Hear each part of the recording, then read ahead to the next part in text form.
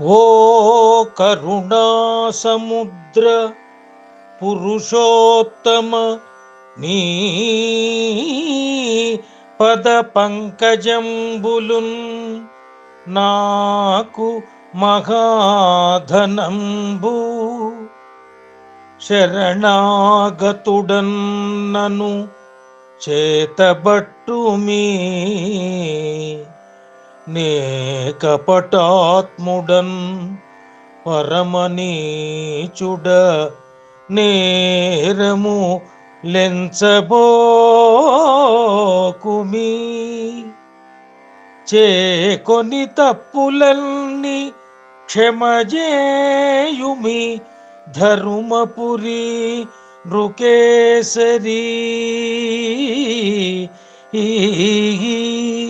ఆ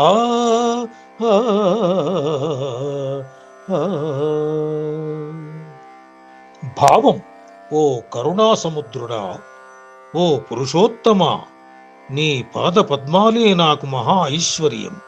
నిన్ను శరణు కోరి వచ్చాను, నన్ను కరుణించి కాపాడు. నేను మహా మోసగాడిని, నీచుడను. అయినను నా తప్పులను ఎంచకుండా నన్ను క్షమించి కరుణించి చేతబట్టి కాపాడు అంటూ తాను చేసిన తప్పులను క్షమించమని ప్రార్థిస్తూ శరణాగతుడు అవుతాడు భక్తుడు.